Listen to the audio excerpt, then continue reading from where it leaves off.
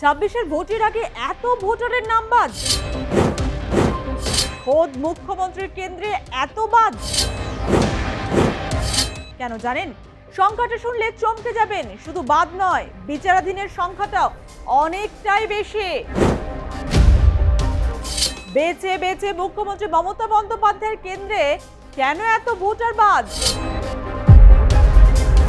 তাহলে কি এসআইআর এর মাধ্যমে ভবানীপুর কেন্দ্রকে টার্গেট করা হয়েছে? শুধু মুখ্যমন্ত্রী মমতা বন্দ্যোপাধ্যায় নয়, ফিরহাদ হাকিম, বাবুল সুপ্রিয়র কেন্দ্রেও বাদের সংখ্যা নেহাত কম নয়।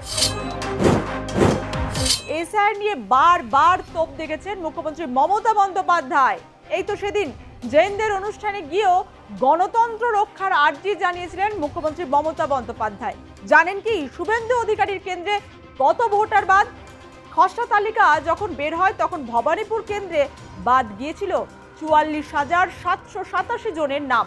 চূড়ান্ত তালিকা যখন প্রকাশ পেল তখনও দেখা গেল ভবানীপুর কেন্দ্রে বাদ আরো 2,324 জনের নাম। অর্থাৎ সব মিলিয়ে ভবানীপুর কেন্দ্রে বাদ গেল 47,111 জনের নাম। এখানেই শেষ নয়, ভবানীপুর কেন্দ্রে ভাগ্য নির্ধারণ বাকি 14,154 জনের। 2021 সালে এই কেন্দ্রে উপনির্বাচনে 58,832 ভোটের ব্যবধানে জয়ী হয়েছিলেন মুখ্যমন্ত্রী মমতা বন্দ্যোপাধ্যায়। তার প্রতিদ্বন্দ্বী ছিলেন বিজেপির প্রিয়াঙ্কা টিবরেওয়াল।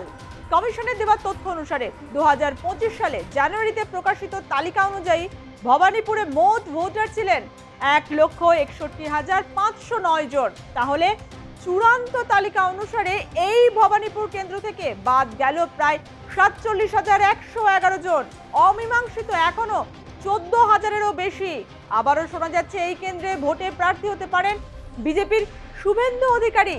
বাদের তালিকা দেখি শাসক শিবিরের দাবি এসআইআর এর নামে চক্রান্ত চলছে। নন্দীগ্রামে বাদের সংখ্যা ভবানীপুরের থেকে অনেক গুণে কম। কেন এই দ্বিচারিতা তা নিয়ে প্রশ্ন তুলেছে শাসক শিবির। কমিশন সূত্রে খবর, নন্দীগ্রামে খসড়া তালিকা অনুসারে বাদ গিয়েছিল 10,599 জন। চূড়ান্ত তালিকা অনুসারে নন্দীগ্রামে বাদ গেছে 10,994 জন। বিচারাধীন ভোটার নন্দীগ্রামে মাত্র 395 জন, যেখানে ভবানীপুর কেন্দ্রের সেই সংখ্যাটা ছিল 44,787। নন্দীগ্রামে 2021-এ হাই ভোল্টেজ লড়াই হয়। শুভেন্দু অধিকারী বনাম মমতা বন্দ্যোপাধ্যায়। মমতা বন্দ্যোপাধ্যায়কে 1,956 ভোটে হারিয়েছিলেন শুভেন্দু অধিকারী। এখানেই শেষ নয়, কলকাতা পোর্ট ফিরহাদ হাকিমের কেন্দ্র। এই কেন্দ্রে খসড়া তালিকায় চূড়ান্ত তালিকা অনুসারে এই কেন্দ্রে বাদ 1,79,239 জন। এই কেন্দ্রে বিচারাধীন প্রায় 32,000। বালিগঞ্জে বিধায়ক বাবুল সুপ্রিয়, তার কেন্দ্রে এখনো বিচারাধীন 23,968 জন। দেবাশিস কুমারের কেন্দ্র রাসবিহারীতে বিচারাধীন 4,157 জন। কলকাতা থেকে যদি নজর ঘোরায় আসানসোল, মন্ত্রী মলয় ঘটকের কেন্দ্র আসানসোল উত্তর বিধানসভায় মোট বাদ 42,915। বিজেপির বিধায়ক অগ্নিমিত্রা পালের দক্ষিণ বিধানসভা কেন্দ্র মোট বাদ 41,239 জন। মেয়র বিধান উপাধ্যায়ের বারাবণী বিধানসভায় মোট বাদ 32,038 জন। শনিবার যে তালিকা প্রকাশ হয়েছে তাতে সব জেলা মিলিয়ে আপাতত 7 লক্ষের বেশি নাম ডিলিটেড। খসড়া তালিকা অনুসারে বাদ গিয়েছিল 58 লক্ষের নাম। সব মিলিয়ে রাজ্য জুড়ে আপাতত মোট 65 লক্ষ নাম বাদ গেছে। বিচারাধীন প্রায় 60 লক্ষ। আসন্ন বিধানসভা নির্বাচনে 1 কোটির বেশি মানুষ ভোট দিতে পারবেন কিনা তা নিয়ে অনিশ্চয়তা দেখা দিয়েছে।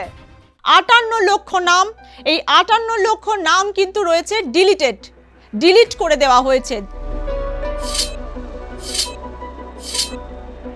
এই 7,8,00,000 কি বৈধ ভোটার? 28 তারিখ যে চূড়ান্ত তালিকা প্রকাশিত হবে সেই তালিকাটাই হচ্ছে বৈধ ভোটারের তালিকা।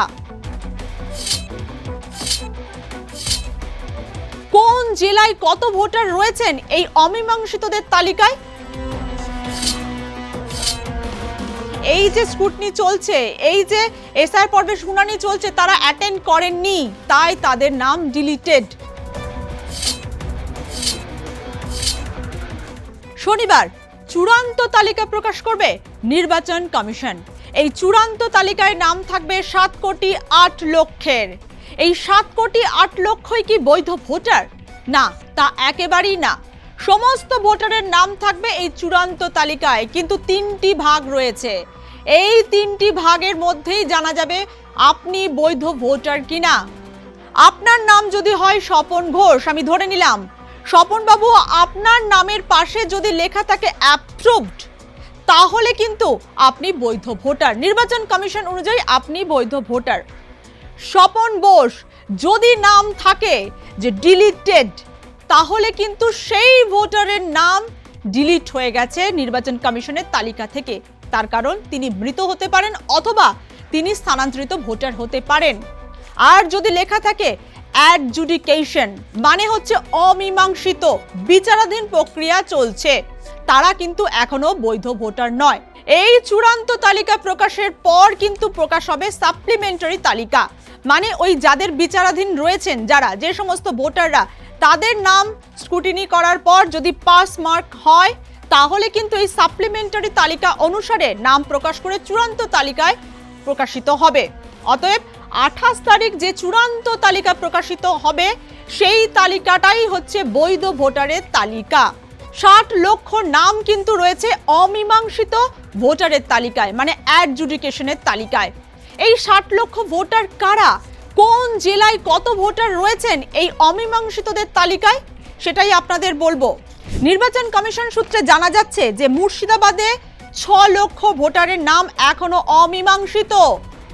উত্তর চব্বিশ পরগনায় 5,90,000, দক্ষিণ চব্বিশ পরগনায় 5,20,000, পশ্চিম মেদিনীপুরে 1 লক্ষ, মেদিনীপুরে 80,000, উত্তর কলকাতায় 60,000, দক্ষিণ কলকাতায় 78,000। মানে ওই যে 60 লক্ষ অমীমাংসিত ভোটার রয়েছেন, তাদের মধ্যে কিন্তু এরা রয়েছেন। এই সমস্ত জেলাগুলিতে যে সমস্ত সংখ্যাটা বললাম, সেই সংখ্যাটা কিন্তু অমীমাংসিত হিসাবে রয়েছে।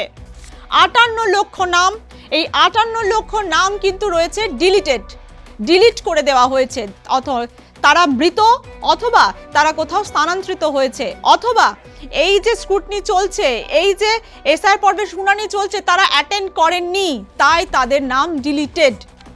যারা স্ক্রুটনিতে পাশ করে গেছেন, তাদের নামের পাশে কিন্তু অ্যাপ্রুভ কথাটি লেখা থাকবে। অতএব আপনি যখন আপনার নামের তালিকা দেখবেন, তখন কিন্তু পরিষ্কারভাবে আপনি দেখে নেবেন আপনার নামের পাশে অ্যাপ্রুভড কথাটি লেখা রয়েছে কিনা।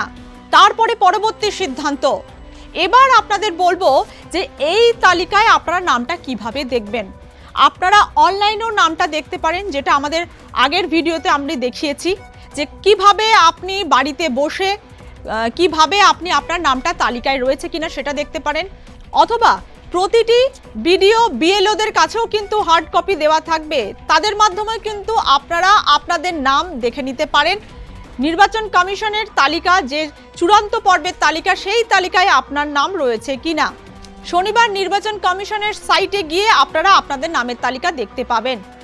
নির্বাচন কমিশনের নিজস্ব ওয়েবসাইট, সেখানে গিয়েও আপনারা দেখতে পারেন, eci.net, সেখানে গিয়েও আপনারা আপনাদের নামের তালিকা দেখতে পারেন।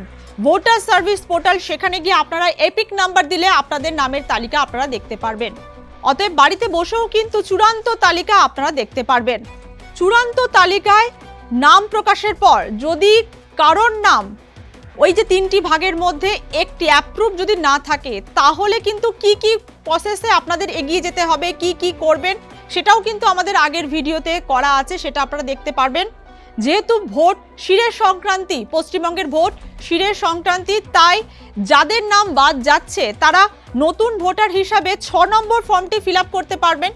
এই 6 নম্বর ফর্মটি কত দিনের মধ্যে আপনি ফিল আপ করতে পারবেন, কিভাবে জমা দেবেন, সেটা কিন্তু চূড়ান্ত তালিকা বের হয়ে যাবার পর নির্বাচন কমিশনের তরফ থেকে অবশ্যই নির্দেশিকা জারি হবে। তার পরবর্তীতে আমরা জানিয়ে দেব, জানতে পারলে যে কিভাবে আপনি আপনার নাম নথিভুক্ত করতে পারবেন। যেহেতু ভোট সামনে চলে এসেছে, তাই দ্রুততার সঙ্গে এই প্রসেসটি হবে।